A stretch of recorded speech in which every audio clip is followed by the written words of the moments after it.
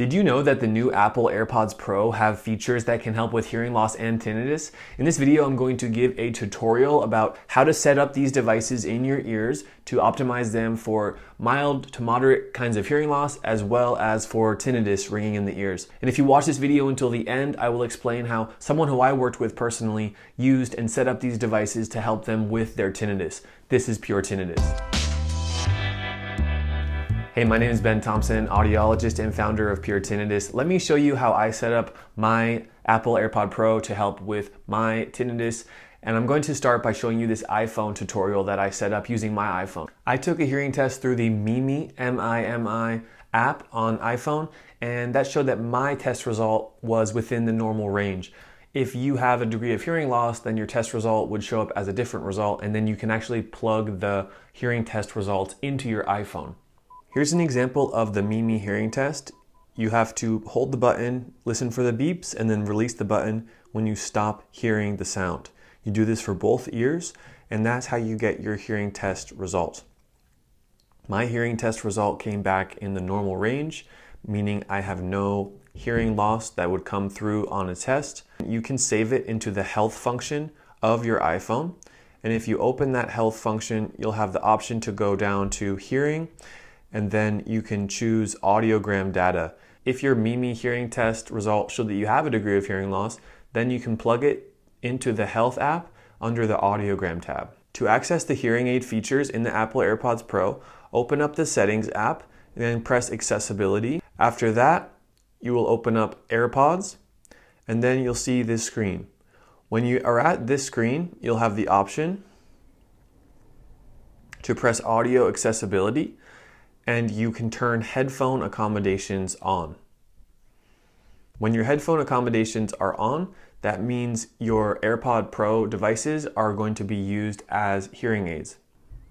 If you press the audio accessibility settings and then headphone accommodations, you'll see some options for how strong you want to set the boost or the amplification. You can also take a mini test where the app itself will set the levels for you based on your preferences for volume of speech and volume of music. Here it told me that the standard settings are best for me. You can choose slight amplification, moderate amplification, or strong amplification, and this means that you'll be hearing more or less sound from your environment. If I had a mild hearing loss, then I would want some amplification there. There's additional features to adjust the amplification itself, and then change the tone, brighter or darker.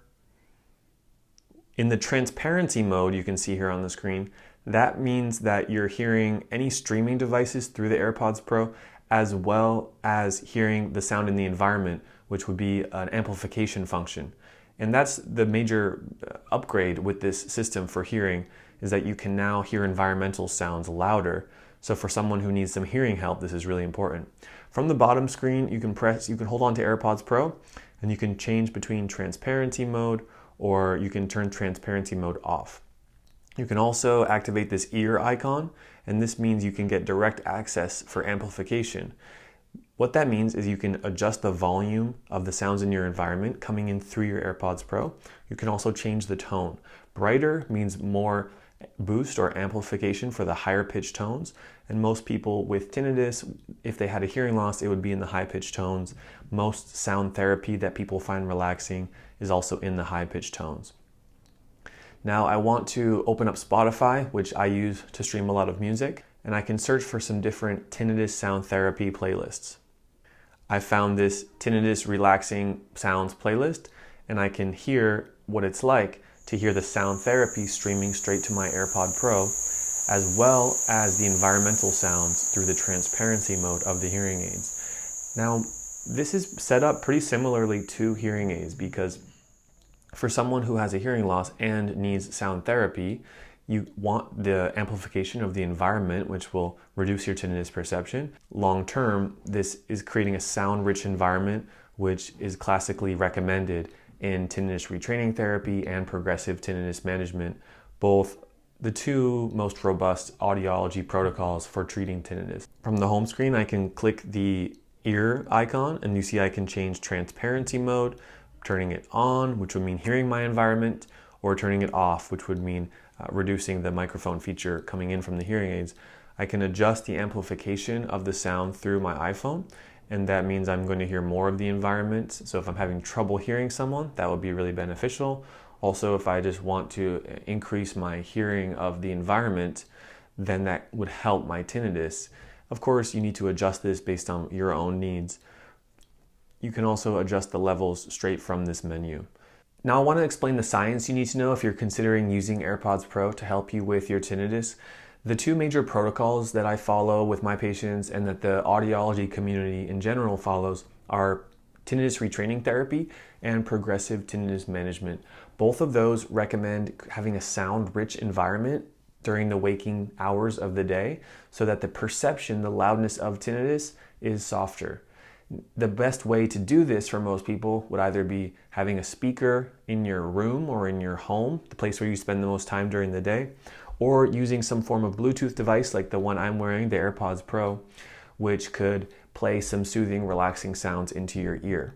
A lot of people use hearing aids to do this function. That's the most common recommendation for how to sustainably use sound therapy with a device in your ear. Now there's Bluetooth headsets like the one I'm using, which are also valuable, and they may not be the long-term solution, but it definitely can help. So if you have the AirPods Pro set up to hear the transparency of the room around you, then that's going to reduce the loudness of your tinnitus to some degree.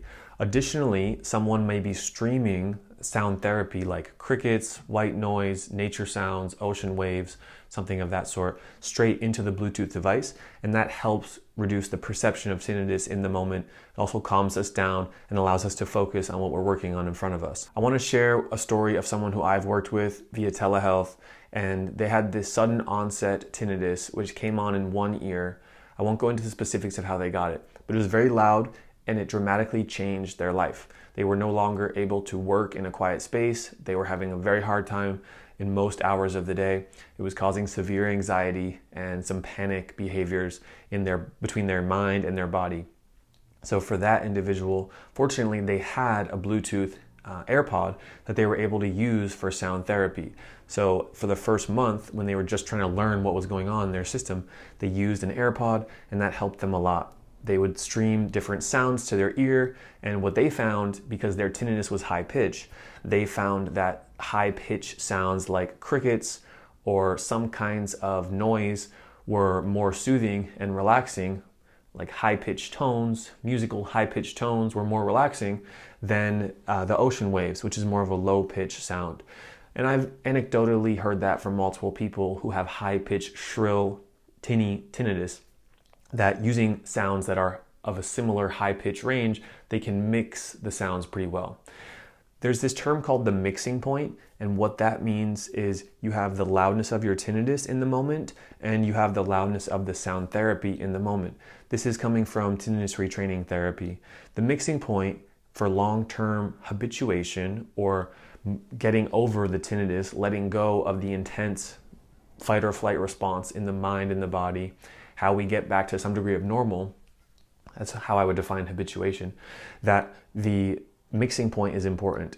We don't want to completely mask the tinnitus. When you fully mask the tinnitus, we're telling our mind that the tinnitus needs to be covered, that it's not wanted, and we're trying to resist it and fight it. But actually what needs to happen is we need to be perceiving the tinnitus at a very soft level, and the sound therapy is going to be audible as well. If you completely mask the tinnitus, that's probably not serving you in a sustainable manner. But if you have the sound of the tinnitus and the sound of the sound therapy mixing together, or at almost the same volume, the sound therapy slightly softer, that is what is recommended in these protocols. That's what I recommend to my patients that I work with via telehealth. So this device that I've been wearing here, it's an Apple Airpods Pro, and it's an example of a Bluetooth device that can be used to help tinnitus. But this is not always recommended for people, and here's why. If you have an actual hearing loss, it makes more sense to use a hearing aid. It also makes more sense to use a hearing aid because the battery life is much better. The patient that I just explained the story of, why they ended up switching to a hearing aid was because the Apple Airpods battery life was only about 6 hours. It was about 4, 6, maybe 8 hours. And they needed sound therapy throughout the day continuously. So they start to feel anxiety and stress when they realize the battery of their AirPod was going to go out. Hearing aids, on the other hand, are designed to last all day, either on a rechargeable battery or a disposable battery, recyclable battery. Therefore, the battery life is an important feature for using sound therapy on your ears, and a hearing aid does a much better job than an AirPod Pro. Additionally, if you have a hearing loss, you probably want to be using a hearing aid anyway, as opposed to an AirPod Pro.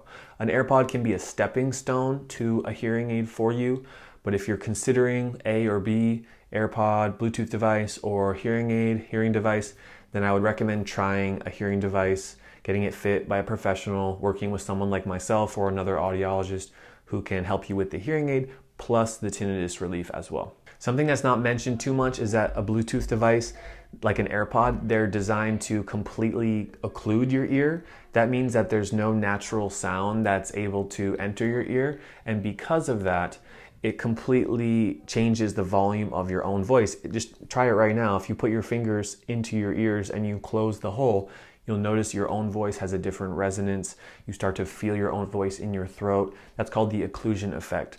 If you're chewing food, it's going to be very noisy when you have your ears plugged. Hearing aids do a much better job than typical Bluetooth devices for that reason. And this is why a hearing aid with a receiver in the canal style like that, where it has some open holes in your ear canal to let the natural sound in, that typically has the best sound quality. One last thing is that both hearing aids and AirPod, they can stream from an iPhone, but if your iPhone is dead, or if your iPhone is on the other side of your house or you're not using it, then the AirPod has no use. It relies on the audio coming from the phone.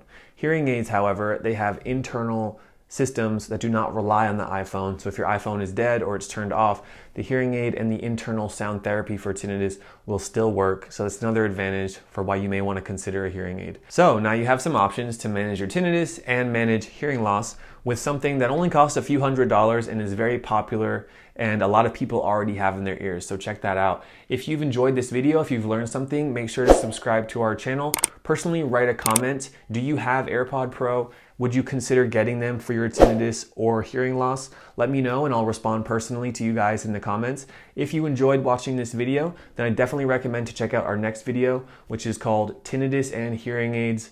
Are they a cure for tinnitus? Thank you guys. I'll see you there.